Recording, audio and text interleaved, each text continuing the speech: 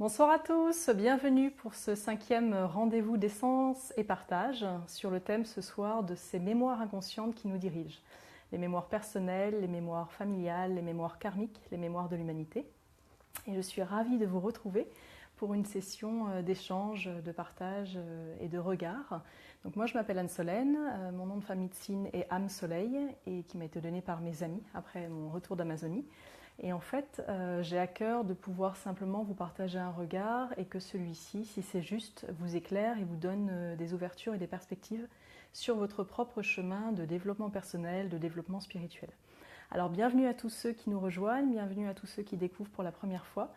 Merci de votre présence qui me soutient. Voilà, merci aussi de vos beaux messages que je reçois après les précédents et qui me font toujours chaud au cœur. J'ai reçu ce matin un message d'un jeune Français qui est à Las Vegas, Samy, et qui m'a envoyé un message parce qu'il est en pleine ouverture de conscience et que le précédent Essence et Partage lui a fait énormément de bien. Alors je suis en gratitude si nos échanges peuvent nous faire tous évoluer, nous soutenir, à grandir, à nous déployer, à être à notre place et à rayonner comme des grands soleils que nous sommes. Alors bienvenue à tout le monde, bienvenue à Cyril, à Cathy, Isabelle, coucou, bienvenue à Nathalie, bonsoir à vous tous. Ce sujet des mémoires inconscientes qui nous dirigent est un sujet que j'affectionne particulièrement parce que depuis assez jeune, moi je suis une exploratrice des mondes. Les mondes visibles et les mondes invisibles de la vie, de la nature. Et pour moi, le plus grand monde dans lequel je comprenais absolument rien, c'était celui de nos mémoires émotionnelles, de nos fonctionnements, de notre rapport au monde, de ce qui peut nous mettre en réaction, de ce qui peut nous diriger, de ma manière à être au monde, de comment je vis une expérience, de comment je ne la vis pas, de quelle mémoire j'en garde et comment ce rapport au monde, ma vision du monde, mon rapport au monde, ma cosmologie, ma cartographie du monde m'influence au quotidien de manière directe et de manière indirecte. Voilà. Donc le propos ce soir n'est pas de parler de théorie, voilà, en psychologie, parce que j'y connais rien du tout, comme d'hab. En revanche, ce que je connais un tout petit peu à mon échelle, c'est un chemin de vie et c'est plutôt celui de la vision de la voie chamanique qui va nous permettre d'accéder à la conscience, non pas simplement l'inconscient, mais aussi donc le subconscient et surtout le supraconscient, la mémoire de l'âme. Donc voilà pour commencer. Bienvenue Gwen aussi à toi qui nous rejoins. Donc sur ce thème, traditionnellement, lorsque nous évoluons dans notre vie, nous avons déjà toute notre structure émotionnelle qui se construit au fil de nos expériences depuis le moment où nous sommes, le moment premier qui est le moment de rencontre, où l'on est dans le ventre de notre maman. C'est-à-dire même avant les 9 mois, la rencontre, le jaillissement de la cellule qui nous donne naissance dans cette vie, sur cette terre, est notre premier papyrus émotionnel et notre premier papyrus de mémoire inconsciente. C'est-à-dire que la manière dont nos parents nous ont conçus, nous ont accueillis, va influencer plus ou moins puissamment notre rapport à la vie et notre rapport au monde. Et là, je le partage en termes d'expérience de personnes que j'ai accompagnées. Si l'enfant est voulu, si l'enfant n'est pas voulu, etc., ça peut inconsciemment nous diriger et créer des schémas relationnels que l'on va répéter. Voilà, donc ça peut créer des cercles de relations, des schémas qu'on répète, c'est-à-dire que par exemple dans notre relation amoureuse ou notre relation à l'autorité, notre relation à l'autre, eh bien on a l'impression un petit peu de répéter les mêmes schémas. Si cela vous arrive dans certaines situations, eh bien il est possible que inconsciemment il y ait un programme, ce qu'on appelle ça des programmes inconscients, qui vous dirige et qui dit là il y a un truc qui n'a pas été, qui n'est pas ok, qui n'est pas en alignement avec qui tu es profondément, et donc on revit les expériences pour pacifier ces mémoires, pour pacifier notre présence, notre rapport au monde. Et là on continue dans le ventre de notre maman, puis ensuite quand on est enfant, et on structure toute notre psyché, à la fois par notre expérience de cette vie, aussi par l'influence de notre environnement, qu'il soit notre environnement parental, familial, culturel, scolaire, etc., etc. Et là où on va un petit peu plus loin, c'est que par cette voie de la conscience unité, nous sommes aussi structurés inconsciemment par ce que l'on appelle les mémoires de l'âme. Donc les mémoires de l'âme, ce sont, pour ceux qui croient en ça, encore une fois, vous n'êtes pas obligé d'y adhérer, chacun sa cosmologie, c'est le fait de dire que notre âme est une conscience pure qui fait l'expérience de la matière, de l'humain et d'autres formes de nature énergétique dans des cycles de vie. Voilà. Et donc elle vient faire plusieurs vies, elle acquiert une connaissance, une sagesse, Elle acquiert une expérience en fait, et de cette expérience, elle tire des apprentissages. Donc nous passons notre temps à être apprentis à devenir sages, à redevenir un grand sage de sagesse universelle, comme notre être global est à son origine. Et en fait, ces expériences passées, sur tous les plans de conscience, elles vont nous influencer comme un petit peu une pyramide de programmes, de l'infiniment petit, c'est-à-dire vraiment notre expérience consciente dans cette vie. Typiquement, moi, par exemple, j'ai fait du vélo un jour et j'ai fait une très très grosse chute qui m'a fait peur. Je me suis blessée, j'ai eu des cicatrices, etc. C'était frightening, ça m'a vraiment fait peur. Et j'ai très longtemps eu peur de remonter à vélo. Voilà. Alors, ça paraît tout bête, hein, on apprend à faire du vélo souvent enfant.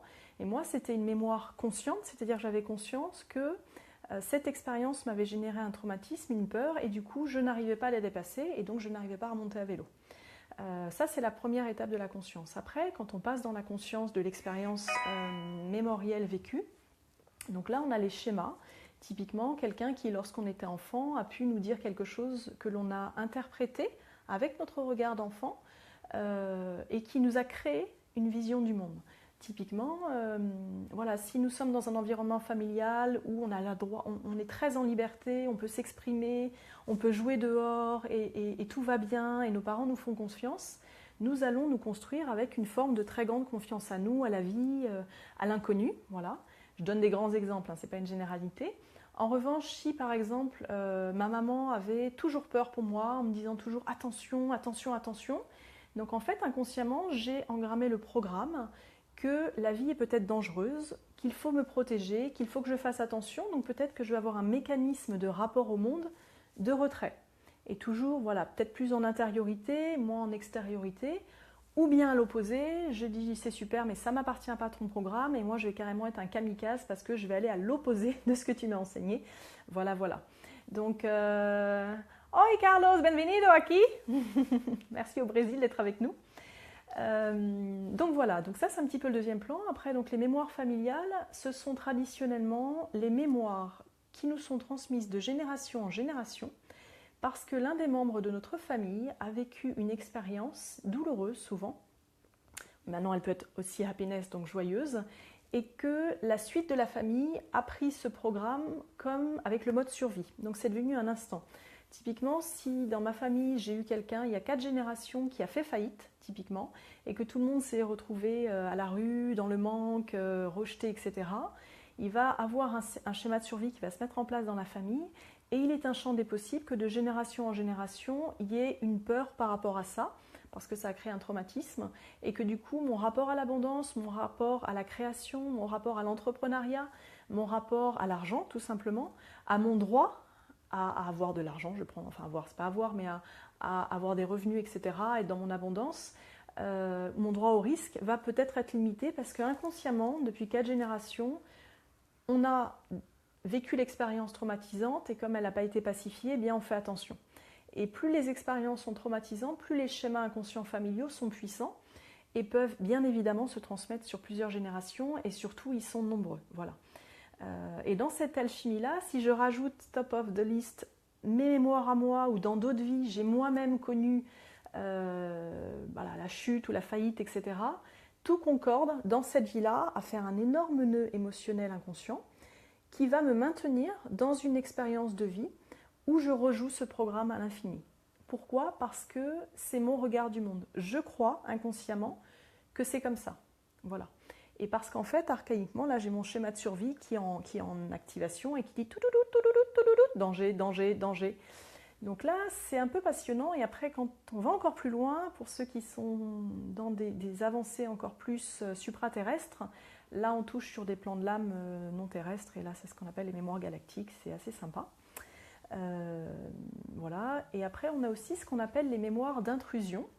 En tout cas, je vous dis ce qu'on appelle, c'est-à-dire que moi, c'est ce que j'ai vécu dans mes expériences. Hein. Ce n'est pas la vérité absolue, encore une fois. C'est vraiment un petit peu les fils que j'ai tirés. Les mémoires d'intrusion, c'est assez fabuleux. Ce sont ces situations où une personne extérieure nous a envoyé une projection. Et cette projection, comme le nom l'indique, positive, super, elle me renforce, mais pour une question d'état encore archaïque de survie, je suis souvent plus attentionnée à ce qui me blesse que à ce qui me fait du bien. Je ne sais pas vous, mais moi c'est mon truc. C'est-à-dire que ce qui me fait du bien, je l'accueille, c'est cool. Ce qui me touche profondément, alors là je mets un peu de temps à m'en remettre. Alors maintenant je bosse sur moi, ça va mieux, mais voilà, on est plus sensible à ce qui va toucher nos failles. Voilà. Et donc ces mémoires d'intrusion, c'est quand une personne a une parole non impeccable que je vais prendre comme acquise. Et donc je vais construire ma réalité sur sa vérité qu'elle m'a projetée. Typiquement, voilà, je vais prendre mon exemple perso, j'en parlais encore aujourd'hui à mes amis. Voilà, moi j'ai fait de la danse petite et ma prof de danse classique, elle m'a dit que vraiment j'étais pas douée pour la danse. Voilà. Donc j'ai engrammé, comme elle était l'autorité, j'ai engrammé le programme inconscient qu'elle avait raison. Donc je lui ai donné le pouvoir de me dévaloriser et donc je lui ai donné ma confiance à cette personne qui a eu cette parole non impeccable et du coup j'ai complètement arrêté la danse classique parce que je ne me sentais pas à ma place, parce que voilà, etc. Or peut-être que moi, petite fille, c'est ce qui m'aurait fait du bien pour mon éveil. Mais c'est comme ça, c'est ce qu'on appelle les mémoires d'intrusion et de projection. Quand quelqu'un prend le pouvoir sur nous et qu'on lui donne ce pouvoir et qu'on lui laisse ce pouvoir. Et ça nous arrive à tous. Voilà, peut-être que vous, ça vous est déjà arrivé. Moi, j'en ai plein des histoires comme ça dans ma vie. Tout mon chemin a été mon chemin de développement personnel, par la sophrologie, etc., par d'autres approches, en décodage des mémoires cellulaires, en approche kinésiologique et autres, quand j'étais accompagnée, puis après en voie de conscience de l'éveil, m'ont amené à décortiquer, en fait, toutes ces notes de musique qui me faisaient jouer une autre symphonie que la mienne. Alors vous allez me dire peut-être, oui, enfin c'est tout le monde comme ça. Oui, on est tous comme ça, a priori. L'idée, c'est qu'on n'est pas obligé de jouer la symphonie des autres sur nous. Voilà. Et souvent, eh bien parce que c'est comme ça l'apprentissage en fait, de l'âme dans l'humanité, nous sommes un collectif comme un grand cœur qui inspire et respire et on se nourrit sans arrêt de l'extérieur. Donc parce que je suis tournée vers l'extérieur et que je donne son pouvoir à l'extérieur, de reconnaissance, de validation, de valorisation, eh bien en fait je perds en affinité avec mes propres valeurs, avec ma propre direction de création, avec vraiment mon axe et ma voix intérieure. Ça ne veut pas dire que l'extérieur est néfaste, pas du tout. Il y a énormément de beauté. Beaucoup de personnes sont là pour nous encourager, nous soutiennent, nous tendent la main, nous valorisent. Et parfois, quelqu'un dans la rue qui vous dit juste « merci de vos sourires ça va vous faire rayonner un sourire pendant 3 mois.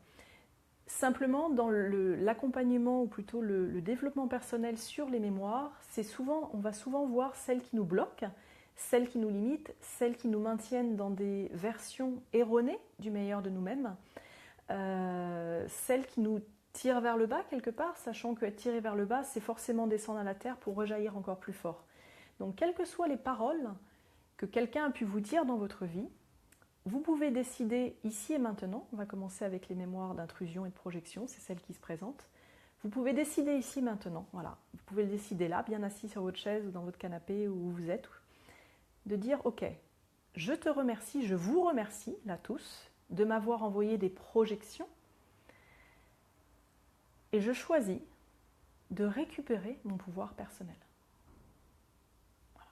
Et vous pouvez le dire, je choisis de récupérer mon pouvoir personnel et je vous remercie de m'avoir montré ce que je ne suis pas.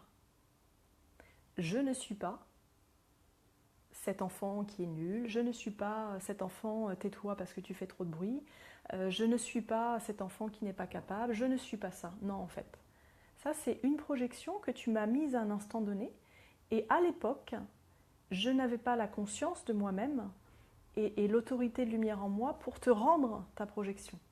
Aujourd'hui, j'ai la capacité de le faire, alors je choisis, en mon âme et conscience, dans mon cœur aimant et gratitude, de te redonner tes projections. Et vous pouvez mettre les mains sur le cœur et envoyer un faisceau de lumière à toutes les personnes dans votre vie qui ont été des enseignants. Parce que toutes les personnes qui nous ont envoyé des mémoires de projection ou des mémoires d'intrusion, là c'est encore un cap d'après, je pense notamment au PN, etc., pervers narcissique et compagnie, ce sont des personnes qui viennent nous montrer que nous avons perdu notre axe en fait. Alors ça peut être plus ou moins douloureux, doucereux, je ne sais pas ce qui me vient, puissant ou déstabilisant, mais à partir du moment où là je décide ici et maintenant, dans cet axe-là, que je récupère ma force personnelle et que ces personnes-là étaient des enseignants qui me permettent en fait de déployer encore plus ma joie de vivre, mon goût de la vie, de croire en moi et de ne pas être sous le joug des pouvoirs de l'extérieur, alors je récupère mon autorité, je récupère mon axe. Et ça, c'est très simple à faire, c'est une pratique très simple, et le faire là, comme ça, en direct, ça aligne et ça va enclencher un mouvement de vie qui va permettre de dire à l'inconscient, tous ces programmes-là, bon, il y a peut-être une énorme pelote avec le fil d'Ariane, si je les prends un par un, j'en ai pour 10 ans et peut-être qu'on va accélérer un peu. Voilà, je demande à mon être, à ma conscience pure, de commencer à libérer et à créer un vortex de lumière pour aller libérer tout ça. Voilà. Ça marche pas, vous verrez, il y en a peut-être une qui pop-up, peut-être deux, ou peut-être que demain vous aurez une pensée, ou peut-être que demain, tout simplement, il y a quelqu'un qui vous dira quelque chose au bureau, un partenaire, un ami, etc. Et vous pourrez dire stop. Vous serez en capacité de dire stop. Voilà. Parce que c'est important de savoir dire stop. Pas de dire stop à l'autre, je te rejette. Non, c'est juste stop, je ne prends pas pour personnel ce que tu es en train de me dire. Donc là, je vous invite à lire les 4 accords Toltec, livres de chevet fabuleux. Les appliquer aussi, ça demande un peu de temps. Ça fait 10 ans que je les pratique et j'y suis pas encore, donc voilà. Mais surtout, je ne prends rien personnellement.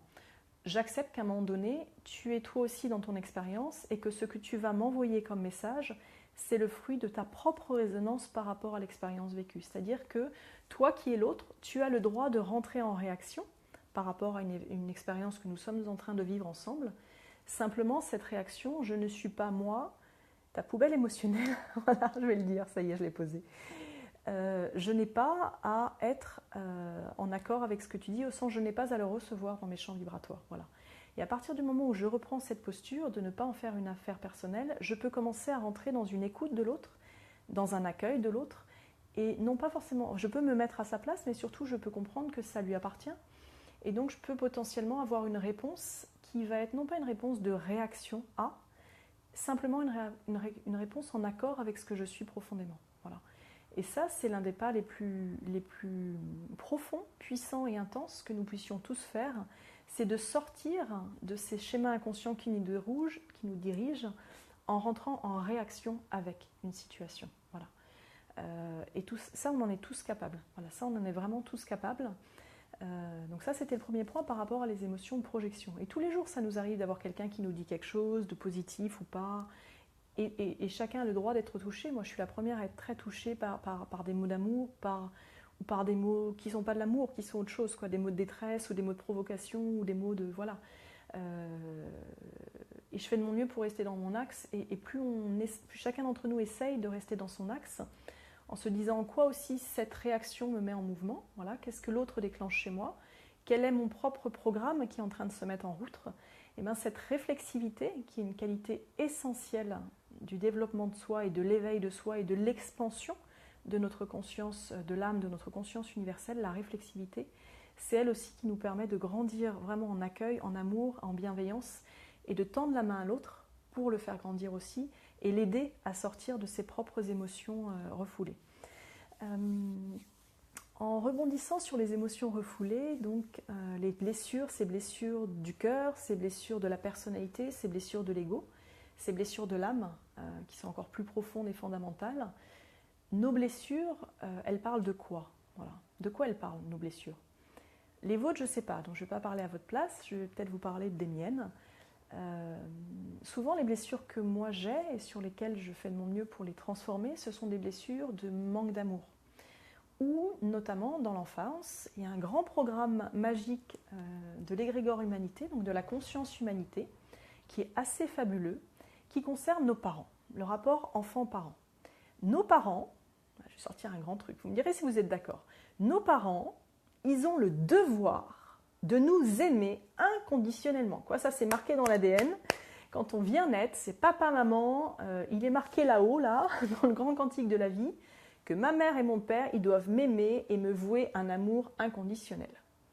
Ce qui fait que tout ce truc-là, ça veut dire que je demande, moi, en tant qu'enfant, à mes parents d'être irréprochables, quoi. Je leur demande d'être Dieu. En fait, c'est ça, hein, l'amour inconditionnel, on dit c'est Dieu, la source, la vie. Et en fait, ils ne peuvent pas, parce qu'ils sont comme moi, ce sont des êtres humains qui, dans cette vie, viennent avec un bagage d'expérience de leur propre chemin de vie, de leur famille, de leurs ancêtres et de leur âme. Et en fait, nos parents, ils font de leur mieux avec qui ils sont dans leur humanité. Et un jour, moi, j'ai vraiment demandé de l'aide pour sortir de cette séparation avec mes parents. J'en voulais, j'avais de la colère, manque de reconnaissance, manque de valorisation. Moi, je suis quelqu'un qui j'adore explorer les mondes, donc j'adore aller au-delà de ce qui est connu, j'adore oser des choses. J'aime beaucoup cette phrase de Twain qui m'habite vraiment, qui est « Ils ne savaient pas que c'était impossible, alors ils l'ont fait ». Go and flow beyond the limits. Et par exemple, mon père, c'était quelqu'un que j'aime et j'ai le plus grand respect pour mon père, mais qui, quand j'étais jeune, était toujours en train de me retenir, quoi. C'est too much, quoi. C'est trop, voilà. Et je me souviens quand j'étais au lycée, après j'ai fait une prépa HEC, et en fait j'étais hyper heureuse parce que j'étais prise dans le lycée où je voulais être à Paris, en internat, c'était genre The Nouvelle, quoi. J'étais waouh, méga power. Mes parents étaient divorcés et j'ai appelé mon papa. Et mon papa, il a voulu me protéger, et il m'a dit ouh là là, ça va être difficile, quoi. Et là, le truc est tombé. C'est-à-dire que j'ai eu un uppercut parce que j'aurais juste aimé qu'il me dise j'ai confiance en toi, bravo et bravo, quoi. Et non, en fait, mon papa, il m'a dit non, ça va être dur. Et du coup, j'en ai longtemps voulu parce que j'étais là, mais tu me soutiens pas, quoi. I'm climbing my mountain. Soutiens-moi quand je monte ma montagne. Et j'ai compris tardivement qu'il voulait juste me protéger. Et après, il y a des parents qui ne sont pas dans la protection. Il y a aussi des parents qui sont dans la destruction. Mais encore une fois, c'est leur histoire, quoi. C'est pas la nôtre. À partir du moment où j'accepte, dans mes mémoires familiales, de sortir du programme inconscient, mes parents doivent m'aimer inconditionnellement. Mes parents sont en fait des êtres humains comme moi, avec leur histoire, avec leur message, avec leur expérience. Alors je leur ôte cette case du devoir, voilà. Et j'arrête de me battre avec eux parce qu'en fait j'accepte qu'ils me donnent le meilleur de ce qu'ils sont. Et à partir du moment où j'accepte qu'ils me donnent le meilleur de ce qu'ils sont, je redonne à mes parents le droit d'être des êtres humains. Et je crois que c'est hyper important. Parce que dans ce travail j'aime pas le mot travail pour moi, dans cette culture personnelle, cette sculpture personnelle, c'est souvent l'un des gros piliers, quoi. Le rapport à la famille, le rapport à la culture, le rapport en fait à l'autorité qui nous a accompagnés pour grandir. Alors elle peut être parentale, elle peut être fraternelle, frères et sœurs, elle peut être la famille, les oncles et tantes, elle peut être, si on a grandi dans un foyer, nos autorités du foyer, elle peut être nos profs, etc. Mais je veux dire, déjà, me faire un cadeau, à moi, a été de sortir de ce schéma, de cette mémoire inconsciente de l'humanité qui est très animale. Hein. Très animale, encore même pas animale, parce que les animaux, en général, les parents accompagnent leurs petits durant un temps, et à un moment, ils les sèvrent et ils se débrouillent tout seuls. Nous, on s'accompagne toute la vie, donc il y a vraiment un sens du devoir hyper puissant. Et du coup, je vous invite maintenant, si vous avez envie de le vivre maintenant, si ça vous résonne juste, pareil, à vous poser, voilà, à vous aligner, prenez une grande inspiration et osez dire à vos parents, imaginez-les en face de vous, que vos parents soient encore vivants ou qu'ils soient passés de l'autre côté, imaginez-les en face de vous, la main sur le cœur, et dites-leur « Je te reconnais en tant qu'être humain. Je te reconnais en tant qu'être humain. Tu as comme moi ton histoire, ton chemin et tes blessures. Et je suis désolée si dans ta vie, tes blessures ont été tellement fortes que tu n'as pas été en capacité de donner l'amour que tu aurais voulu donner. Parce qu'en fait, il ne s'agit que de ça. Je n'ai pas été en capacité de te donner l'amour que j'aurais voulu te donner. Peut-être parce que moi-même, je n'ai pas reçu de mes lignées cet amour-là. Je n'ai peut-être pas reçu dans ma culture et ma famille de reconnaissance. Peut-être que chez nous, on ne reconnaissait pas. Peut-être que chez nous, on ne disait pas quand c'était bien. Peut-être que chez nous, il fallait, comme j'ai échangé avec une très belle éveillée récemment, se taire à table. Il fallait se taire à table parce que depuis 4 générations, il y avait eu des choses en fait, et donc maintenant on se taisait à table. Et donc c'est l'histoire de la dinde de Thanksgiving. C'est une de mes blagues que j'adore. Je ne sais pas si ça vous fera rire, mais moi je l'aime bien. C'est un jour une Française qui est invitée chez des amis aux US pour Thanksgiving, qui est un moment très important aux États-Unis. Et donc il y a une dinde, et elle prépare la dinde et tout ça, et puis son amie, elle coupe le croupion de la dinde, quoi. Ok, elle ne comprend pas trop pourquoi. Et son amie lui dit « Oh là là, c'est meilleur, on fait ça depuis des générations, c'est meilleur, quoi. » Ah bon, mais elle est un peu curieuse, pourquoi c'est meilleur? Bizarre, quoi. Ok, elle est un peu curieuse, donc elle va demander à sa maman. Et sa maman lui dit « Ah non, non, ça fait des générations, c'est comme ça, c'est la recette familiale, on fait tous comme ça. » Oui, mais pourquoi? Sa mère dit « Oh là là, je ne sais pas, mais mon arrière-grand-mère faisait déjà ça. » Et par chance, à ce dîner, la grand-mère était là. Et alors elle va demander à la grand-mère, l'amie, mais madame, pourquoi est-ce que le couper le trognon de la dinde, c'est meilleur? Et la grand-mère dit « Ouh là là, c'est pas que c'est meilleur, c'est que mon arrière-grand-mère, elle avait un four trop petit. Donc ça dépassait. » Donc, dans cette petite blague que j'aime beaucoup, emplie de sagesse, le principe, c'est que souvent, nous rejouons des schémas de nos lignées dont nous avons complètement oublié l'origine et on les rejoue comme des pièces de théâtre. Voilà. Et ça, c'est le propre des mémoires familiales liées à des moments, à des expériences qui ont pu être difficiles. Maintenant, j'ai un truc à vous dire que je trouve fabuleux, c'est que souvent, dans ce chemin de développement personnel, nous allons rencontrer les blessures.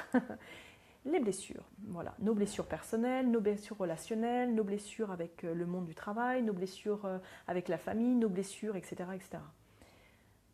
La vie est super équilibrée parce qu'en fait, la vie, hein, la nature, tout ça, elle s'auto-équilibre toute seule. En fait, nous avons aussi, dans nos mémoires inconscientes, énormément de positifs, de forces, qui, si nous allons les rencontrer, counterbalance, équilibre complètement les blessures. C'est assez génial quand même la structure de la conscience globale. C'est-à-dire que j'ai dans mes mémoires autant de force de blessures que de force d'élévation. C'est-à-dire que dans mes familles, j'ai énormément d'expériences positives, d'expériences de joie, d'expériences d'amour, d'expériences de soutien, d'expériences de co-création, d'expériences de reliance, d'expériences de valorisation, d'expériences d'innovation, d'expériences de paix, d'expériences de sagesse. Et dès lors que je vais aussi en conscience reconnecter ces forces de mes lignées, l'élévation sur les blessures, elle est beaucoup plus rapide et beaucoup plus puissante puisqu'en fait je fais un point zéro, c'est-à-dire que je vais dans un développement personnel où je rallie les structures inconscientes et que je les polarise, donc elles reviennent au point neutre et donc elles s'annulent quelque part. Pas qu'elles s'annulent parce qu'en fait il y a un cadeau, c'est que quand je les synergise ensemble, ça me génère un autre feu d'artifice. Et ça c'est important de se dire, si vous avez à un moment donné pas simple dans votre vie ou avec vos relationnels ou autres et vous êtes sur une blessure qui vous touche, allez demander, vraiment en méditation, en présence, avec votre voyage à vous, si vous êtes en voie chamanique avec un voyage chamanique, allez demander à vos aînés, à vos ancêtres, que vous connaissez ou que vous ne connaissez pas, demandez-leur de vous envoyer l'énergie bénéfique de vos lignées. Et vous pouvez être étonné, d'ailleurs c'est en train de se passer pour certains, ok, ça se fait en direct, vous pourriez être étonné de la puissance de la cavalerie de lumière qui va arriver. Voilà. Est-ce qu'on a envie de le faire maintenant? Ça vous dit qu'on lance ça maintenant, comme ça après vous serez plus aisé pour le faire par vous-même? Ok, on y va. Est-ce qu'il y a quelqu'un qui me dit oui? Véronica, on est à fond, alors on y va. Ok. Toujours pareil, installez-vous confortablement, inspirez, expirez tranquillement, voilà. Et imaginez un immense arbre, ce qu'on appelle l'arbre généalogique. Vous imaginez un arbre, alors un arbre, un arbre multimilliards de millions d'années, quoi. The arbre, quoi. Et vous l'imaginez, vous utilisez vraiment votre conscience quantique imaginaire pour créer cet arbre. Si vous n'arrivez pas à l'imaginer, que c'est bloqué, vous inspirez, vous soufflez, et vous ouvrez. Allez, c'est parti. Vous imaginez cet arbre et vous pouvez imaginer des personnages apparaître dans cet arbre. Ce sont tous vos ancêtres, de toutes vos lignées, paternelles et maternelles, qui ont été des êtres de pure lumière dans cette vie et qui ont apporté énormément de beauté à leur environnement proche, à leurs enfants, à leur famille, à la communauté humaine, à la communauté universelle, à toute la nature. Et je vous assure que dans nos lignées, depuis la nuit des temps, nous en avons énormément. Alors allez-y, c'est grand ouvert, imaginez cet arbre et reconnectez-vous avec cet arbre de vos lignées qui sont des êtres de pur amour, des êtres qui sont dans leur harmonie, qui sont dans leur paix, qui ont été des familles aimantes, qui ont été des familles de joie, qui ont été des familles pacifiées, qui ont été des familles qui ont su traverser les obstacles et toujours s'en sortir glorieusement, c'est le mot qui me vient, c'est-à-dire plus fort, dans la paix, dans la sérénité, et allez-y à fond, voilà, allez-y à fond. Elisabeth, je suis honorée que tu sois là, mon amie, je t'aime d'amour, merci. Et allez-y, ouvrez grand les bras, accueillez en direct, là, allez-y. Et s'il ne se passe rien, accueillez, ça se fait tout seul. Et vous montez, et vous pouvez dire, je me reconnecte à la beauté et à la force de toutes mes lignées. Et accueillez ce qui se passe. Moi, j'ai l'impression d'avoir des chevaux qui arrivent au galop. Merci à la conscience quantique. Voilà. Et ça va vous aider en fait sur votre chemin, cette reconnexion à vos lignées, à vraiment, vraiment, vraiment pacifier toutes ces mémoires, pacifier toutes ces formes pensées qui agissent indirectement. Pourquoi? Parce qu'en fait, les mémoires de nos familles, nous les portons dans notre structure ADN. Elles se transmettent dans l'ADN et dans les corps énergétiques. Voilà. Je vais reposer tranquillement l'espace. Merci aux anges. Et en fait, notre ADN, c'est un énorme ordinateur quantique, colossal. Colossal. Nous avons nos mémoires dans ce que l'on appelle dans le jargon spirituel les annales akashiques, qui sont les grands livres la grande bibliothèque de toutes les expériences qui sont vécues, sur tous les plans de conscience, humains, tous les règnes en fait, voilà. Et là, on peut y accéder à nos vies antérieures. Maintenant là, on peut accéder directement à partir du cœur. Olivier, avec plaisir, ça va, hein, ça... ouais, ça pulse. À partir du cœur, là, nous avons tout. Nous avons la totalité. Or, il y a aussi un autre vieux programme de l'égrégore humanité, qu'on va les libérer, là, parce qu'il arrive direct. C'est celui de l'état de la survie. La plupart d'entre nous, nous sommes en survie et pas en joie de vivre. Et quand je parle de joie, je ne parle pas de la joie égotique, je parle d'un anima puissant, profond, d'amour avec la vie. Et cette force-là, elle est en chacun d'entre nous, quel que soit notre état émotionnel aujourd'hui. Peut-être que vous êtes dans un passage de votre vie où vous avez traversé des épreuves très difficiles. Peut-être que, bienvenue Laurence, peut-être que vous avez eu traversé du chaos, peut-être que votre chemin jusqu'à présent a été douloureux. J'ai échangé avec une amie cet après-midi, son chemin, même Indiana Jones, à côté, c'est rien, quoi. Mais je veux dire, elle a un chemin, waouh, c'est waouh, quoi. Et aujourd'hui, elle est dans la joie totale et elle a vécu ces expériences qui étaient profondément, qui auraient pu la détruire, même la tuer. Elle les a vécues comme des initiations, comme des enseignements, quoi. Et je l'honore parce que parfois, nous vivons aussi des expériences difficiles qui nous amènent à faire grandir en nous notre force de conscience, notre âme, notre profondeur, notre vérité. Et notre vérité, ça n'est pas une vérité égotique, il n'y a absolument rien de ça. Notre vérité, c'est vraiment comment je choisis aujourd'hui d'être dans mon rapport à la vie. Cette vie qui m'a été donnée, qui m'a été confiée par le grand mystère, voilà, je vais l'appeler le grand mystère. Ok, qu'est-ce que j'ai envie d'en faire? Quel est l'état émotionnel dans lequel j'ai envie de la vivre? Est-ce que j'ai envie de continuer à jouer la symphonie de mes blessures? Est-ce que j'ai envie de décider que dans ma force intrinsèque, dans cet ADN, dans ce sang qui coule en moi, je ne suis pas tout seul? J'ai la force du grand vivant, j'ai toutes les générations d'humains, j'ai toutes les générations d'animaux, j'ai toutes les générations de végétaux, j'ai la source pure de la première amibe, j'ai la terre. Voilà, je suis enfant de la terre, je suis un être de la nature. Et souvent, nous oublions que nous venons de cette origine-là. Après, si je me coupe de mon origine, ne serait-ce que terrestre, je ne me parle même pas de la grande source de l'absolu, juste terrestre, évidemment que je suis seule sur mon chemin. Je suis seule, je suis comme un atome qui vrille et qui parfois va avec des amis, etc. Je perds ma puissance de création.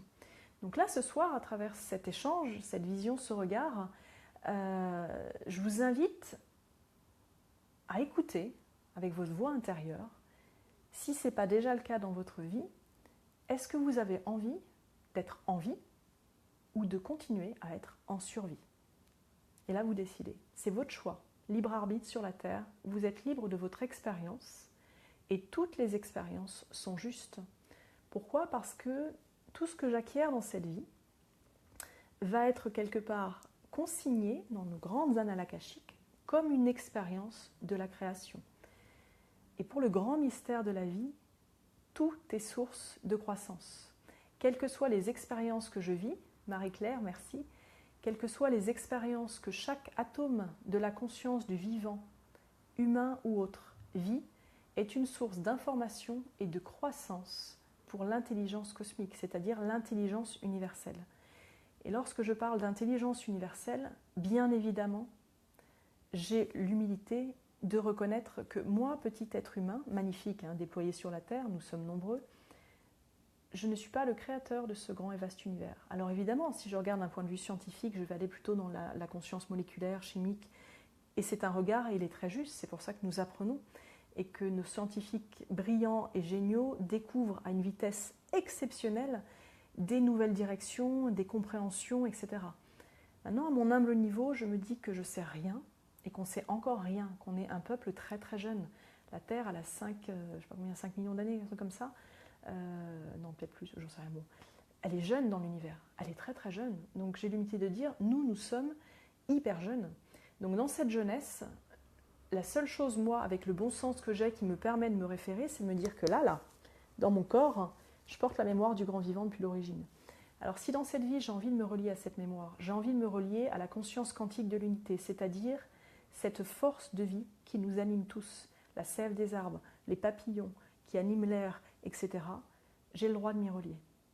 Et si c'est bon pour vous, alors je vous invite à le faire tout simplement maintenant. Je me relie à la conscience quantique de la vie. Et accueillez ce qui se passe en vous. Que votre mental comprenne ou pas, si c'est juste pour votre cœur, si ça vous paraît juste, encore une fois, vous êtes votre plus grand guide, vous êtes votre plus grand maître et vous êtes le seul décideur à bord de votre vie. Si c'est pas juste, vous le faites pas, ça ne vous concerne pas. Voilà. Et se relier à l'essence de la vie, c'est cadeauland, quoi. Voilà, c'est cadeauland parce que, par exemple, à titre personnel, aujourd'hui dans ma vie, moi, j'agis jamais toute seule. J'agis plus pour mon propre nombril, au sens que le nombril, quand on dit de quelqu'un qu'il est nombriliste, il pense qu'à lui, c'est simplement que nous pouvons encore être enfermés dans cette matrice de l'enfant qui demande à être nourri par la mère. Donc du coup, je suis en état, mon rapport au monde est celui d'être nourri par la mère, par la vie en fait. Donc je suis dans un état de dépendance. Dès lors, pourquoi Marie-Claire, tu as des frissons? Je ne sais pas, l'énergie qui circule peut-être. Demande à ton corps. Dès lors que je choisis d'être un partenaire de la vie, de cette grande conscience quantique, je sors en fait de la matrice de l'enfant qui est dans les bras de la mère. Ça ne veut pas dire que je ne suis plus l'enfant de la mère. Et quand je parle de la mère, j'évoque bien évidemment la mère universelle, dont notre maman, dont vous, toute maman, vous êtes issus. Et j'honore toutes les mamans comme j'honore autant les papas, parce que messieurs, vous êtes la plupart d'entre vous des pères absolument formidables. Et je vous remercie d'être des pères formidables. Nous avons besoin de pères formidables. Alors merci d'être qui vous êtes. Voilà. Et merci d'oser vous ouvrir à votre vulnérabilité, d'oser dire je t'aime, d'oser transcender les conventions, d'oser transcender ces mémoires familiales où nos aînés ne parlaient pas de leurs émotions, où nos aînés ne communiquaient pas ce qu'ils ressentaient parce que c'était impudique. Je viens de passer du coq à l'âne, mais ça arrive là comme ça, tchac. Libérons l'impudeur, quoi. Osons dire ce que nous ressentons. Parce que déjà, nous nous sentons plus grands, plus libres, et quel soulagement, quoi. Voilà. Donc ça, c'était l'aparté, tac, tac, tac. Du coup, j'ai perdu mon fil.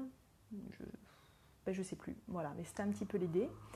La conscience quantique de l'unité. Voilà, si je choisis, je choisis de m'extraire de la matrice de la mère. Il y a aussi l'extraction de la matrice du père, mais c'est encore autre chose, on va juste être sur la mère. Donc mon nombril, il est là. Je sais que je suis reliée à la mère. En revanche, je peux commencer à me positionner dans ma vie comme un partenaire de la vie. Et donc à œuvrer avec les consciences du grand vivant. Les consciences visibles et les consciences invisibles. Si vous êtes quelqu'un qui est plutôt rationnel et très dans le mental, ce que je vais vous dire means nothing. I mean, what's the thing here? C'est ok. Encore une fois, c'est votre réalité. C'est votre choix, c'est votre cartographie et tous les regards sur le monde sont justes. Le mien, il est aussi juste que le vôtre. Il est aussi juste que quelqu'un qui est un rationnel pur et dur et qui jamais de sa vie ne dira « je t'aime » à quelqu'un parce que ça ne se fait pas, donc je ne le fais pas. Enfin, pas moi, lui. C'est ok, chacun vit son expérience. Le thème de ce soir, le voyage de ce soir, c'est ce qui m'anime, moi, c'est l'exploration des mondes, c'est la conscience unité où j'œuvre avec toutes les forces visibles et invisibles, comme un partenaire, comme un atome du grand vivant. Et donc, dans cette dynamique-là, mon processus de création, mon processus de rapport aux autres, ça devient comme un grand tourbillon de fête de la vie. Voilà. On synergise sans arrêt. Et un jour, je vais peut-être être en présence d'un être humain. Un jour, je vais peut-être être en présence d'un ange. Un jour, je vais peut-être être en présence de mon patron auquel j'arrive pas à dire que je me sens pas respectée. Puis 2 minutes après, je vais peut-être être en présence d'un papillon. Voilà. Et ça amène une magie dans la vie en fait. Et récemment, j'ai échangé avec quelqu'un qui il me partageait quelque chose de très beau, un homme qui me partageait qu'il avait dit je t'aime à sa fille. Et j'ai trouvé ça très beau. Et je lui ai dit tu m'émerveilles, ça m'émerveille quoi. Et en fait, c'était trop impudique pour lui de lui dire ça. Alors que moi, je suis très naturelle et spontanée et j'ai plus de soucis à dire les choses que je ressens vraiment. Maintenant, si elles sont trop fortes pour l'autre, encore une fois, c'est son rapport, c'est sa réaction, c'est sa cosmologie qui vibre fort. Voilà. Donc voilà un petit peu pour ces mémoires personnelles. Alors après, les mémoires... les mémoires antipersonnelles. Alors, les mémoires antipersonnelles, je ne connaissais pas ce terme. Est-ce qu'on peut avoir un autre terme? Ok, les mémoires collectives. Les mémoires collectives, ce sont ces mémoires que des siècles et des siècles ont forgées dans la conscience humaine. L'humanité a une âme, qu'on appelle l'âme humaine, et cette âme, cette conscience humaine, elle se structure aussi de manière inconsciente avec des codes. Typiquement, chaque culture a ses codes, a sa manière de voir le monde, a son rapport au monde. Donc c'est comme une immense boule à facettes avec plein de facettes, des prismes. Sauf qu'en fait, dans ces mémoires humaines, dans la voie des 8 circuits de conscience de Laurent Hugli, qui est un bouquin fabuleux, je vous recommande. Moi j'ai suivi la formation, c'est super. Dans le 4e circuit, le circuit collectif, en fait, le collectif humain, le collectif culturel, le collectif du village, le collectif sociétal, porte des formes pensées qui sont nourries par tous, des croyances en fait. Et ces croyances, elles nous dirigent aussi inconsciemment. C'est-à-dire que si je suis née en France, il est de bon ton, par exemple, de vous voyer, de dire vous quand je ne connais pas quelqu'un. Et c'est une convention de politesse. Encore une fois, c'est une convention de politesse parce que je suis en France. Si je vais, je ne sais pas, par exemple si je vais en Amérique latine, moi dans les pays où j'ai fait, le vous est une marque de respect pour les aînés. Donc nous disons vous aux aînés. Mais je ne vais pas dire vous à un jeune quand je croise dans la rue. Voilà. Donc en fait, ces croyances-là, ces mémoires collectives, elles sont aussi en action directe sur notre rapport au monde et sur mon rapport à la vie. Et vous pouvez peut-être prendre une minute pour vous dire, ok, est-ce que vous avez des croyances collectives qui pop-up là? Juste une idée qui vient, sans réfléchir, la première qui vient.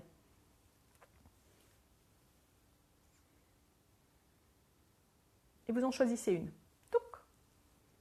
Donc une croyance collective qui provient de votre culture, ou même qui provient de l'âme humaine en fait. Voilà. Par exemple, là j'en ai une qui me vient, qui est « il faut dominer pour régner ». Donc ça, c'est une croyance de l'humain. C'est les vieilles croyances, en fait les vieilles croyances, c'est le système de survie territorial qui n'a pas trop évolué.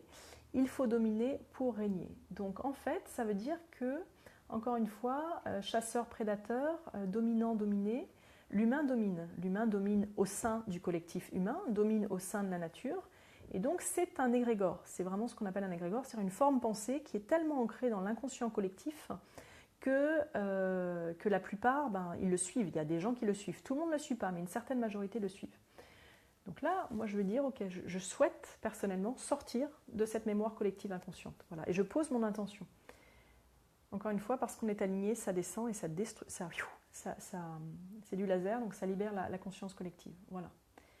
Ok, donc après, on réinforme, je reprogramme. Ce qui est important pour moi, c'est cet axe de sagesse qui m'a été transmis par Elima du Longo, qui est le collectif soutient l'individu élève le collectif. Donc là, moi, je reprogramme, tchac. Pourquoi? Parce que le collectif, il est collectif, il n'est pas que humain, il est de tous les règnes. Donc le collectif soutient l'individu élève le collectif. Donc tous ensemble, avec tous les règnes, nous nous permettons d'évoluer, de développer, de connecter, d'innover, etc. Voilà, ça, moi, c'était programmé. Donc, Cathy nous dit la femme sexe faible. Magnifique, Cathy. Ariane, merci. Los niños no lloran. Pareil. Et bien là, mesdames, déprogrammation instantanée. Récupérez alignement et vous mettez une autre forme. Quelle est la forme qui vous parle? Ariane, je ne sais pas, ce qui me vient, c'est... regarde la phrase qui te vient et tu la proclames. Voilà. Qu'il est bon d'exprimer toutes mes émotions. Et là, vous réalignez. Fioum, fioum. Voilà. J'ai le droit d'exprimer toutes mes émotions. La femme sexe faible,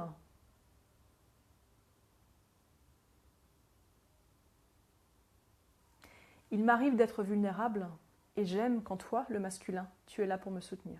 Reprogrammation directe. Voilà. Et donc, vous trouvez une phrase qui contrebalance, entre guillemets, qui est juste avec vos valeurs. Là, j'en ai donné 2 exemples personnels, ce ne sont pas forcément les vôtres. Et vous les impulsez, voilà, et vous les envoyez. Et après, vous laissez faire. C'est-à-dire que ça ne se fait pas au niveau du mental. Cette réinformation des consciences, elle se passe au niveau du supraconscient. Donc c'est au niveau de la conscience universelle de l'être qui descend et qui infuse. Voilà, j'ai parlé un petit peu de ça. Du coup, souvent, moi, quand j'accompagne des personnes à libérer ces mémoires, souvent on me dit mais on n'en finit jamais, quoi. À un moment donné, on n'en finit jamais parce que c'est des tissages d'éons et d'éons et d'éons et d'éons de programmation de l'ordinateur central, là, et on n'en finit jamais. En fait, oui, parce que le but, c'est pas d'en finir, le but, c'est de commencer à être soi, d'être de plus en plus humainement libre, libéré de ces gros blocages, un peu les gros rochers de la rivière. On est comme une rivière, on fluidifie comme ça. Certains rochers, qui sont un peu nos blocages, nos mémoires, nos croyances, notre vision du monde, nous limitent, et d'autres rochers nous permettent dans la vie de donner plus d'impulsion à la rivière. Une rivière sans rocher, elle coule son cours et c'est fluide. Maintenant, la rivière, elle a aussi besoin d'avoir certains rochers parce qu'ils lui rappellent qu'elle a une rivière et lui rappellent qu'elle s'est contournée. Donc là, typiquement, dans ces forces et ces mémoires inconscientes, si je repars de cette structure de la conscience, je vais arriver au moment où je touche, donc j'ai bien œuvré sur mes mémoires personnelles, tout ça, j'ai bien œuvré sur mes mémoires familiales. Là, je suis quand même passée aux mémoires de l'égrégore humanité, c'est un exemple. Et là, j'arrive un petit peu à toucher le nerf de la guerre, ou plutôt la beauté de l'incarnation. Vous voyez, je vais me déprogrammer instantanément. Le nerf de la guerre, c'est une expression, c'est un truc... on est tous... Voilà, ça c'est encore une expression qui voilà, c'est fini, il n'y a plus de nerf de la guerre. C'est fini, de toute façon, la guerre, on a dit que rien du tout. J'avais un très bel échange avec mon père il y a quelques jours qui me disait que ça lui tient à cœur que grâce aux nouvelles technologies, les réseaux Internet, les jeunes du monde entier puissent se rencontrer parce que sa vision, que je trouve très belle, voilà, je ne dis pas ça parce que c'est mon père, c'est juste qu'elle m'a toqué à la cabeza. Sa vision, c'est que si les jeunes se rencontrent du monde entier, ils vont se découvrir, ils vont se connaître, ils vont se reconnaître, et du coup, ils vont créer une forme d'amitié, de reconnaissance et de respect. Et ces gens-là, ils n'auront pas envie d'aller faire la guerre, en fait. Parce que j'ai pas envie d'aller faire la guerre à mon ami. Que mon ami soit de France, de Tahiti, de Punta Cana, de je sais pas où, à Sydney. Et j'ai beaucoup aimé cette vision de partage et d'échange où les interactions, la synergie permet aussi de grandir dans notre regard à l'autre et de libérer cette mémoire collective de la séparation et de la différence de l'autre.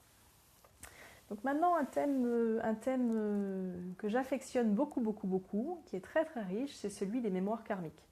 Alors, les mémoires karmiques, pour ceux, encore une fois, qui croient en cette cosmologie de la vie, encore une fois, hein, chacun son regard, chacun sa vision, et tout le monde a raison, hein, tout le monde a absolument raison.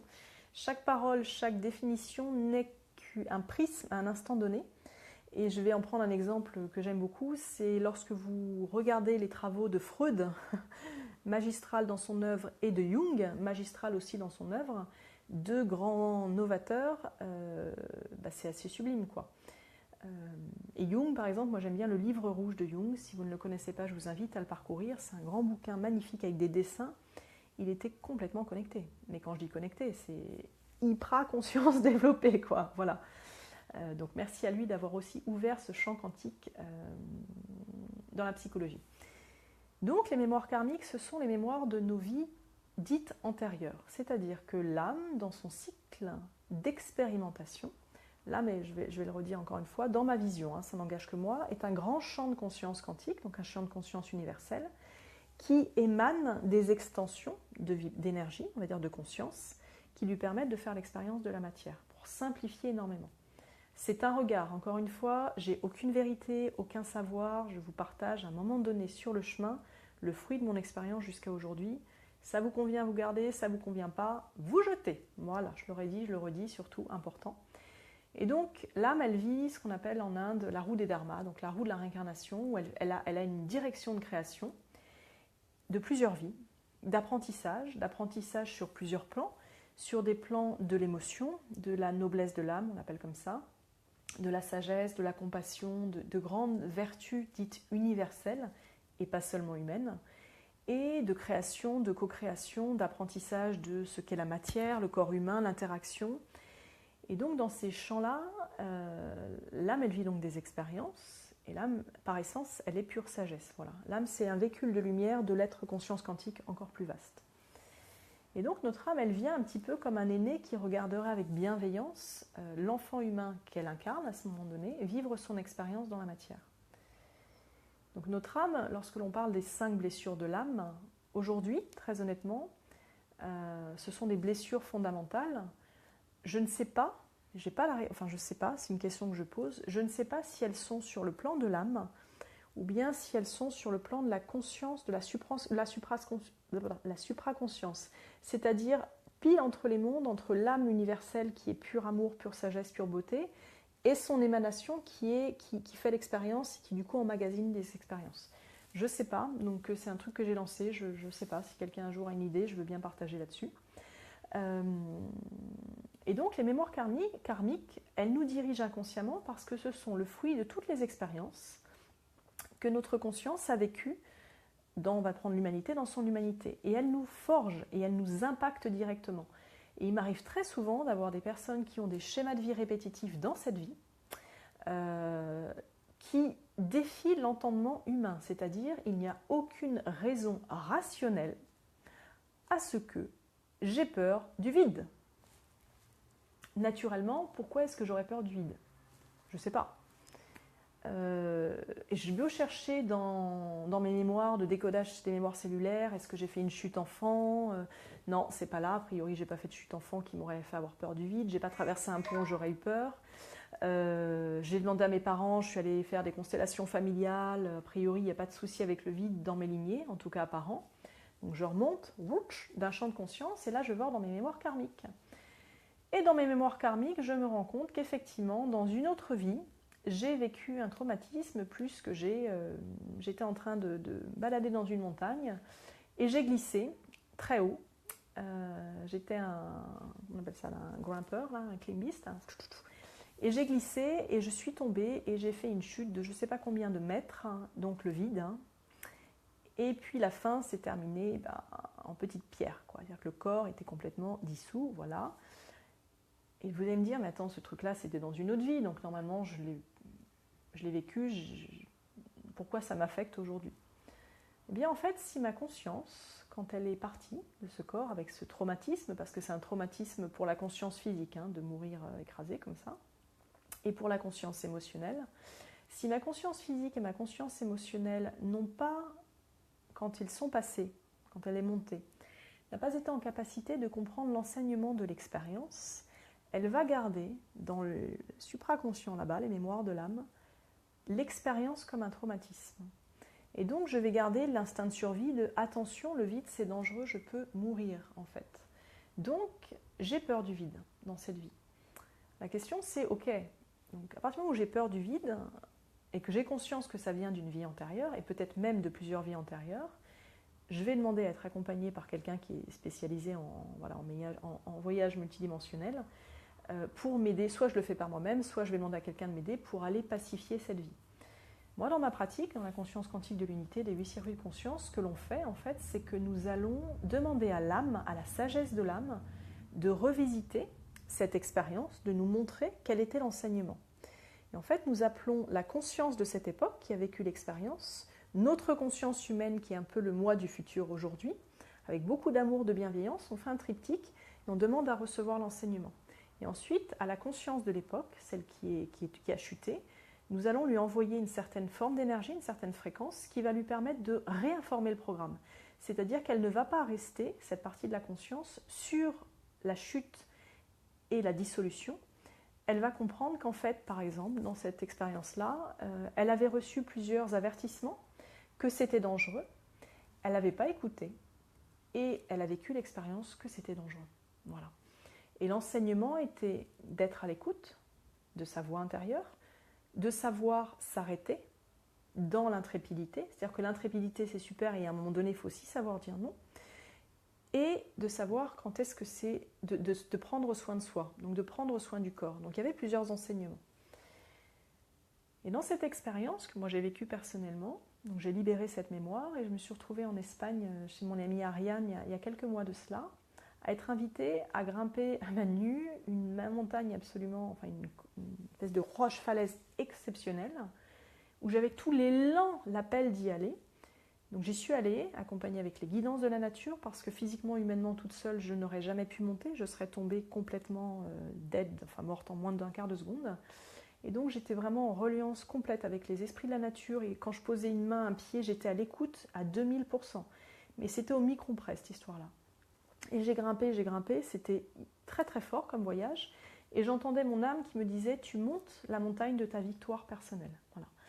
Et c'était très beau et j'ai eu très peur et j'ai eu peur de mourir 10 fois, etc. Et je suis arrivée en haut et le petit cadeau, c'est qu'il y a des vautours dans cette région-là qui viennent nicher à une certaine période de l'année. Et j'avais très envie de recevoir une plume de vautour. Et donc je suis arrivée en haut, je me suis assise et il y avait des plumes de vautour. Mais surtout, à 10 mètres plus loin, il y avait un trou avec un petit espace comme ça, le long de la falaise, et il y avait là 2 magnifiques plumes de vautour. Donc mon cœur a fait « Wow, I have to go there ». Je dois aller de l'autre côté les récupérer, c'est mon cadeau, quoi. Mon enfant intérieur, c'est mon cadeau. J'ai commencé à marcher et là j'ai vu cette partie très fine. Et là j'ai ma mémoire karmique qui m'a jailli à la tête et qui m'a dit « Et cette fois-ci dans cette vie, qu'est-ce que tu vas faire ? Est-ce que tu vas être intrépide et donc traverser alors que tu sais que c'est dangereux ? C'était très concret dans la matière. Est-ce que tu vas t'arrêter avant ? Qu'est-ce qui va te guider ? Est-ce que la leçon a été enseignée ? C'est-à-dire que lorsque l'on pacifie nos mémoires karmiques, il peut arriver que dans la matière, la vie nous envoie une expérience qui va nous demander de proclamer l'enseignement que nous avons appris. Donc moi, je me suis retrouvée dans cette situation concrète et une partie de moi voyait cet alpiniste que j'ai été en tant qu'homme à une autre époque, traverser et chuter. Et là, j'étais en femme et je me suis dit non, première chose, moi, mon corps, c'est un temple sacré, c'est mon allié dans ma vie, il est hors de question que je le détruise en fait. Et mon corps, il est hyper précieux et je ne peux pas accepter, j'ai trop conscience que c'est un cadeau pour prendre le risque de le bousiller, quoi. Voilà. C'est comme un ami, je ne l'envoie pas au fond du trou, quoi. Et donc je n'y suis pas allée. Et en faisant cette expérience, il s'est posé en moi une sagesse, une forme de sagesse au sens de paix, de sérénité. J'avais transcendé ma peur du vide, parce que tout ce travail de déprogrammation des mémoires et de recalibration dans la matière m'avait permis de faire un autre choix dans cette vie-là. Je vous donne un exemple personnel, ce n'est pas toujours aussi complexe, ça peut être plus simple, mais voilà, si vous avez la peur du vide et que c'est handicapant pour vous, parce que ce n'est pas forcément un handicap, eh bien n'hésitez pas à être accompagné pour aller rencontrer la mémoire qu'il y a derrière et quelle est la force qu'il y a derrière. Parce que derrière tout blocage, derrière toute mémoire, il y a une immense, immense, immense force de vie et du grand vivant qui nous accompagne. Voilà. Donc voilà pour les mémoires karmiques. Après, les mémoires karmiques, elles sont de toute nature. Dans les relations, nous avons beaucoup de mémoires karmiques qui peuvent être des mémoires d'élévation, des mémoires d'ascension. C'est souvent le cas lorsque nous rencontrons des personnes et que nous ne les connaissons pas et pourtant nous avons l'impression de les connaître depuis toujours. C'est ce que nous appelons dans le chemin d'éveil les retrouvailles d'âme, voilà. Parce que nous avons des mémoires de vie antérieure ensemble et nos âmes, nos corps vibratoires, notre corps physique, il reconnaît la vibration, la fréquence de l'autre, notre fréquence énergétique dans nos 8 corps de conscience est puissamment et éminemment, je vais dire ça comme ça, impulsée par la totalité de nos expériences de vie, pas uniquement cette vie-là. Et plus je me déploie en conscience, plus j'ouvre mes champs de conscience, plus je vais être directement impactée aussi par mes vies karmiques. C'est-à-dire que tout le monde n'est pas impacté. Ça dépend vraiment de mon chemin de développement personnel et à quelle distance de ma montagne intérieure je vais pour rencontrer mon cœur d'être-té, en fait, voilà. Donc dans les mémoires karmiques, les fameuses mémoires relationnelles. Une de mes amies que j'honore, dans son travail, est en conflit avec un de ses collaborateurs et ne comprend pas pourquoi, il n'y a pas de raison, mais dès qu'ils sont ensemble, c'est tendu, il manque de respect, etc., etc. Donc elle a commencé un premier accompagnement sur le plan humain de cette vie, pour reprendre sa place, se faire respecter, etc. Et ça continuait.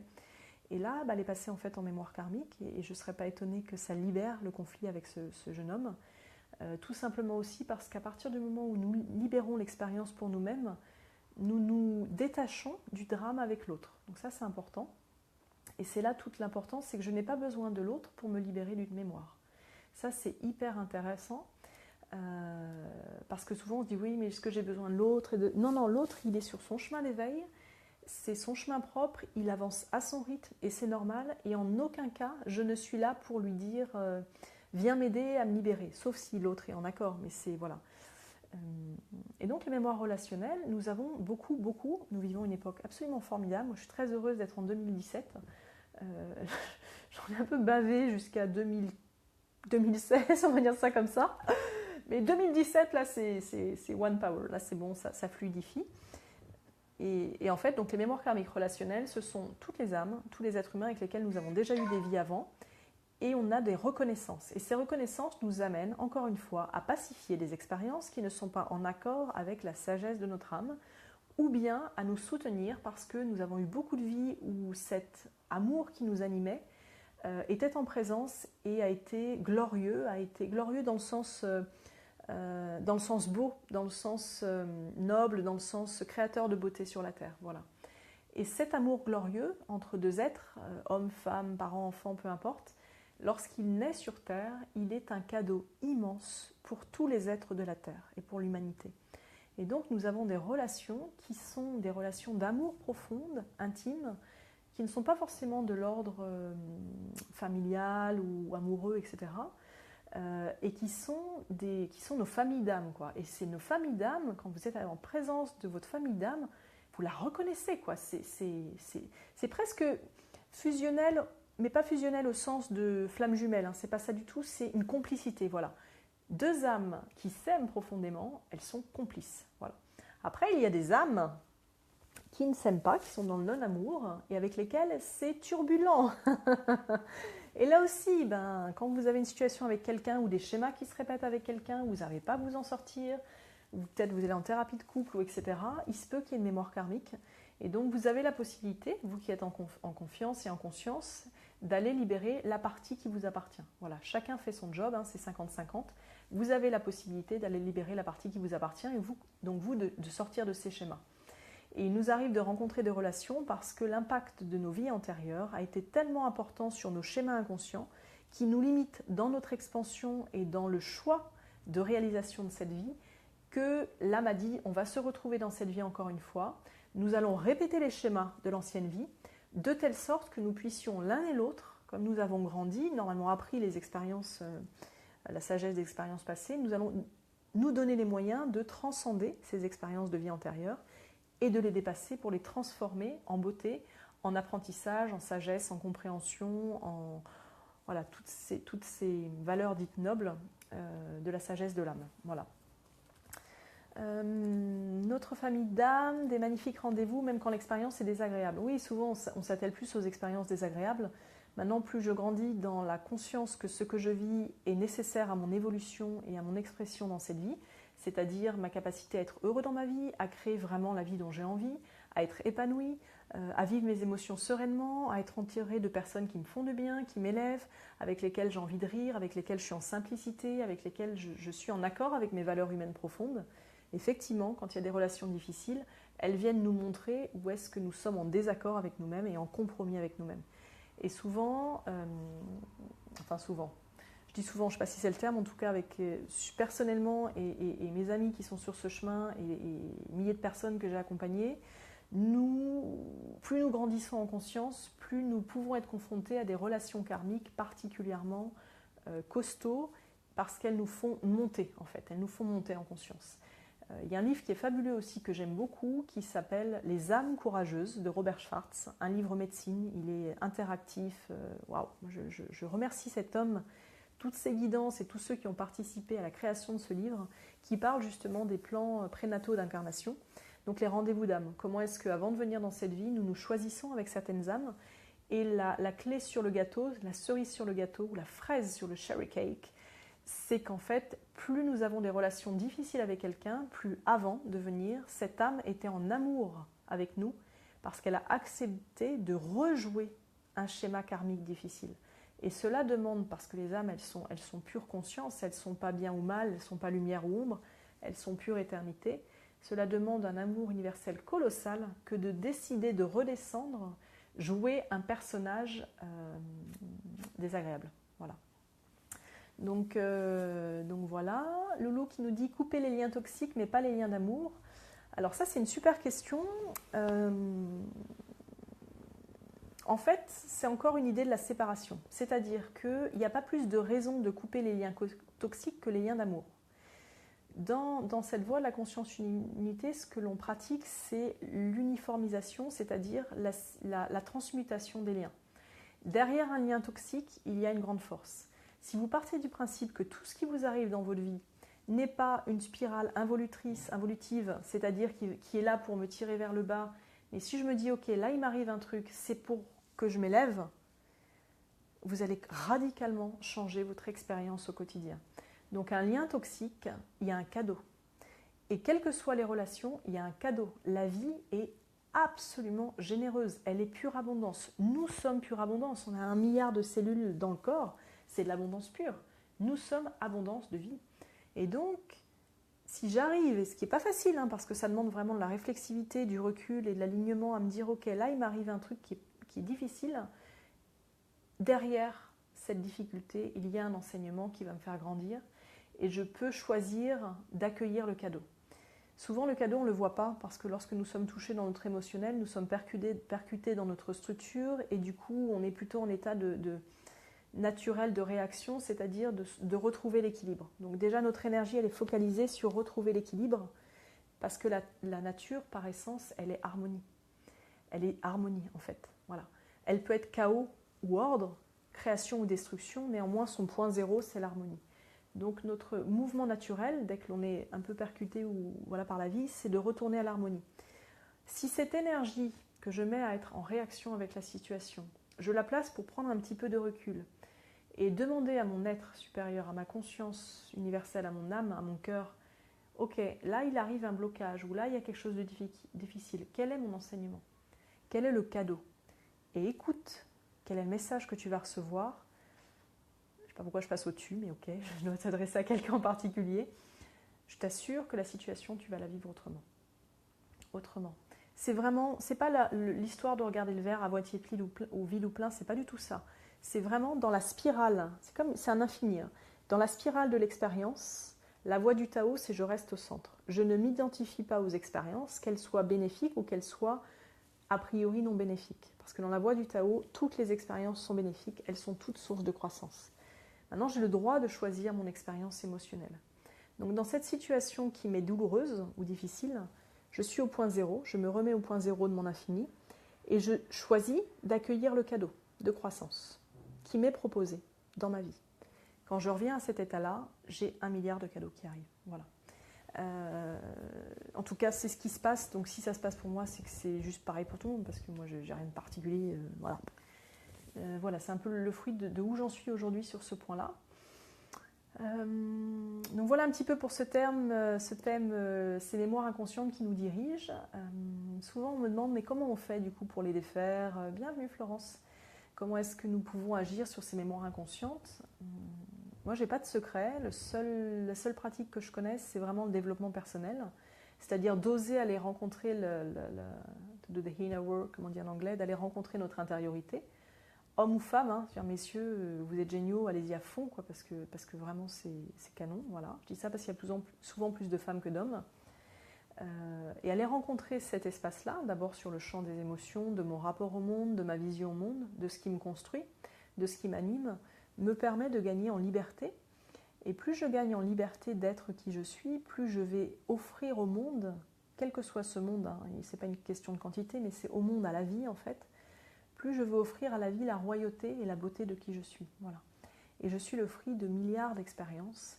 Et ces milliards d'expériences qui ont forgé qui je suis aujourd'hui, elles ont pour la vie une richesse infinie, elles sont précieuses pour la vie. Bienvenue David.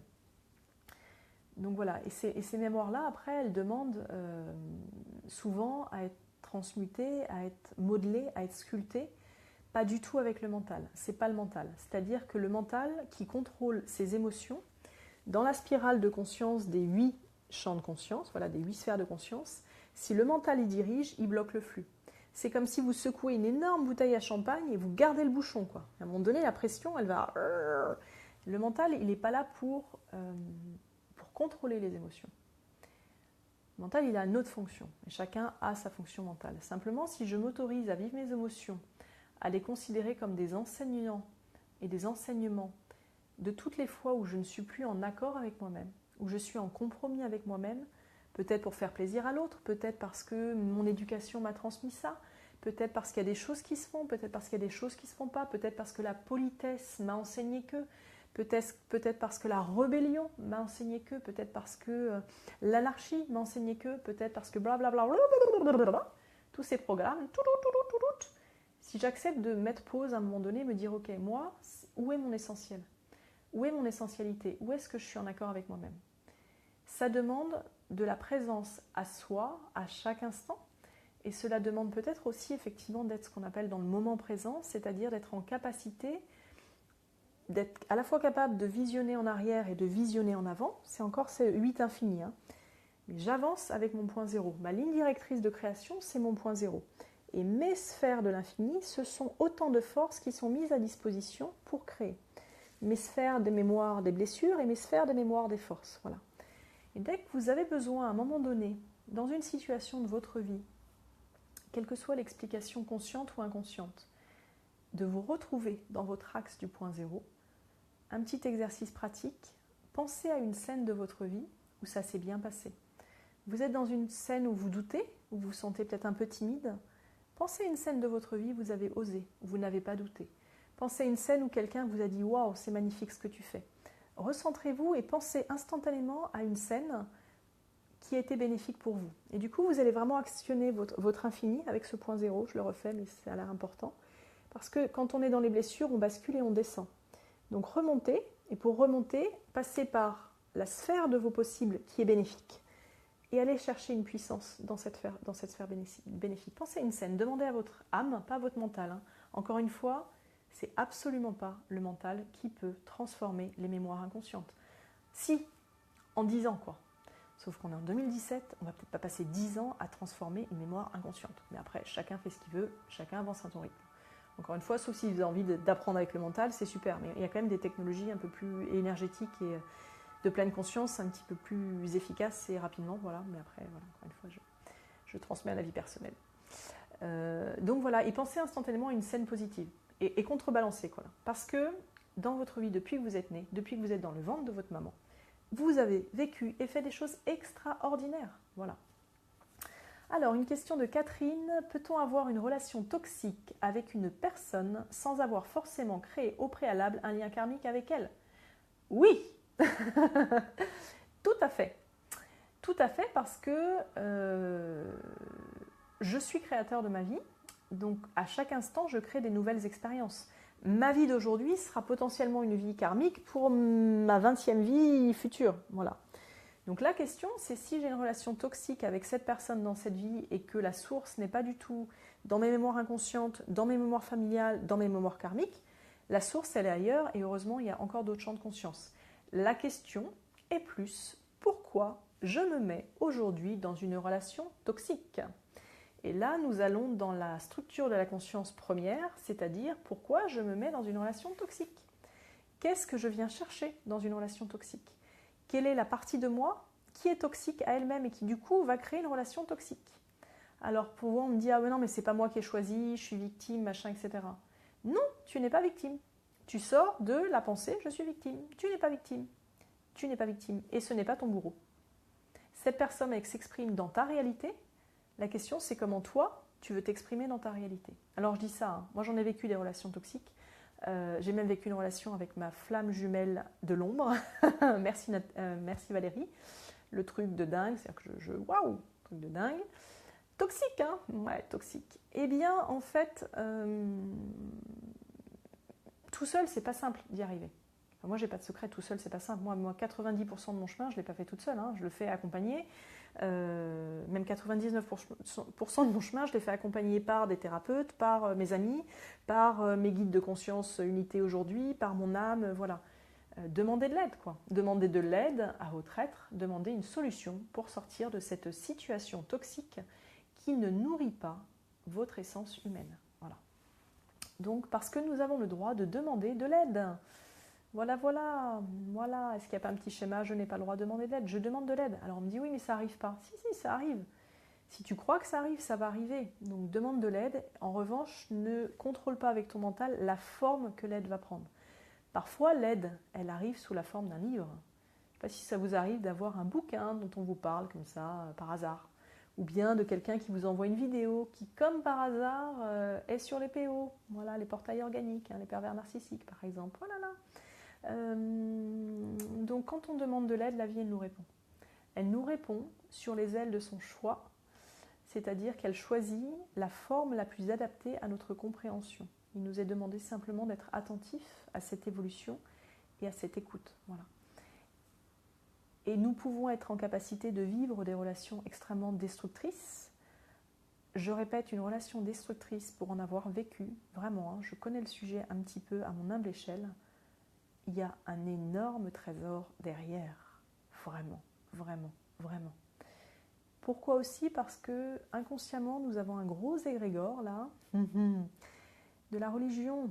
Tu vas souffrir sur terre. Ouh, donc celui-là, on peut le libérer aussi. Hein. Si vous en voulez plus, vous le libérez. Ah, c'est terminé, je n'adhère plus à la religion qui dit que la vie est souffrance sur terre. Merci, j'en sors tout de suite, ça ne m'appartient pas. Voilà, je libère. Parce que du coup, si je pense inconsciemment, très très profondément, que même si je n'ai pas été éduquée dans la religion, hein, attention, là ça touche un égrégore fondamental de l'humanité, si inconsciemment j'ai un programme, je dois souffrir sur Terre, je vais me créer des expériences d'apprentissage par la souffrance, quoi. Moi, ça me fait wow effect hein, à chaque fois. Mais du coup, je sors de ça, quoi. La vie, ma croyance personnelle, c'est que la vie, là, quand je regarde, je vais dehors, c'est le printemps, je vois les fleurs pousser, les papillons voler, je vois tout à l'heure, on était au parc, des jeunes enfants qui montaient dans les arbres, il y a même un arbre, on dirait un nid, tellement c'est beau, là, il y avait 2 jeunes garçons qui s'étaient assis en haut, c'était hallucinant, tellement c'était incroyable comme image, c'était hyper beau. La vie, elle est beauté, la vie, elle est grâce, la vie, elle est complète, et la nature même, la mère nature, n'est pas une conscience de souffrance. Mais juste pas du tout. Hein. Donc nous avons le droit de récupérer notre pouvoir d'être de la nature en tant qu'être humain et de sortir de la conscience humaine qui dit il faut souffrir pour grandir. Ça parlera peut-être à certains d'entre vous et d'autres pas du tout. D'autres pas du tout, tant mieux pour vous, vous êtes avant-garde, ça nous fait du bien, allez-y à fond. Je choisis aujourd'hui de vivre ma vie en apprenant avec douceur, avec intensité, si c'est ce qui vous anime, avec émerveillement, avec plaisir, avec justesse pour moi, avec sagesse, avec droiture, avec ce qui vous anime. Et proclamez-le maintenant. Je choisis aujourd'hui de vivre ma vie avec ça. Avec ce qui vous anime vraiment. Et focalisez-vous. Vous voulez la beauté? Entourez-vous de beauté. Entourez-vous de beauté. Vous voulez la douceur? Entourez-vous de douceur. Et quand quelqu'un n'est pas en douceur avec vous, stop. J'ai le droit de te dire stop. Voilà. J'ai le droit de dire stop. C'est mon libre arbitre dans cette vie, c'est l'une des lois universelles, le libre arbitre. J'ai le droit de dire stop, j'ai le droit de dire oui ou non. Après, dès lors que je suis en reliance permanente, consciente avec mon âme, mes dimensions supérieures de conscience, je sors un petit peu de ça, c'est-à-dire que je commence à créer, ça c'est important de vous le transmettre, en tout cas c'est ce que je vis, parce qu'on est assez nombreux à le vivre et c'est à peu près l'émerveillement tous les jours et c'est très concret, très pragmatique. Hein. Dès lors que je sors de ces programmes inconscients et que je suis en capacité d'écouter mon âme, de m'élever en conscience, de grandir en conscience quantique universelle, j'œuvre avec toutes les consciences du vivant. Et les consciences du vivant, notamment de la nature, elles ont le programme harmonie, croissance et évolution vers le ciel. Donc toute ma vie, elle se met en résonance avec ces fréquences-là. Voilà. Voilà un petit peu ce que j'avais envie de vous partager ce soir. J'espère que ça vous fait du bien. Est-ce que vous avez des questions? Alors, je n'ai pas vu celles qui étaient avant pour l'instant, j'y répondrai après. Si vous avez des questions maintenant, je vous invite à les partager, voilà, une ou deux. Sinon, je vais laisser venir ce qui vient pour la suite. Alors, est-ce que quelqu'un aurait une question à me poser? Est-ce que ça vous a fait du bien déjà? Ariane, j'ai grandi en écoutant La vida es dura, llena de sacrificio y de renuncia. Je croyais que c'était vrai. Ben voilà, c'est pas vrai. Ça, c'était une mémoire familiale, hein, ma belle. Bah oui, voilà. On peut couper les croyances ou les transformer, en fait. Et c'est super, quoi. Attendez, je vais faire afficher plus. Je sais pas comment ça marche. On va essayer. Ouais, je me suis libérée. Ouais, ben on se libère de tout ça parce que les croyances des autres, on a le droit de leur laisser, quoi. Encore une fois, hein, le respect de l'autre, c'est aussi lui permettre de vivre sa croyance sans s'identifier à sa croyance. Oui, oui, oui, ça c'est une grande preuve d'amour. Hein. Tu as le droit de croire que le monde est violet, bleu avec des papillons verts, et tu as le droit de croire que le monde, c'est de faire métro, boulot, dodo, d'aller travailler pour être à la retraite à 65 ans, et qu'à 65 ans, tu seras enfin libéré de ta vie. Tu as le droit de croire tout ce que tu veux. Voilà. Je vous dis simplement qu'aujourd'hui, nous vivons une époque formidable où chacun d'entre nous a sa place dans une vie de rêve, au-delà de nos visions, une vie qui nous épanouit, une vie qui nous élève, une vie qui nous fait du bien, une vie qui soit simple ou complexe si nous avons envie, une vie qui nous émerveille, une vie où, waouh, tous les jours nous sommes en gratitude puissante, profonde, une vie qui nous porte, une vie qui inspire les autres à aller aussi dans cette direction de beauté, une vie où, par cette force intrinsèque que nous portons en nous de réflexivité et de communion avec les autres, avec nos familles d'âme, avec ceux qui ont des valeurs communes aux nôtres, nous sommes à même de créer un collectif qui fait du bien et qui n'a pas vocation à avoir raison, qui n'a pas vocation à convertir les autres, absolument pas.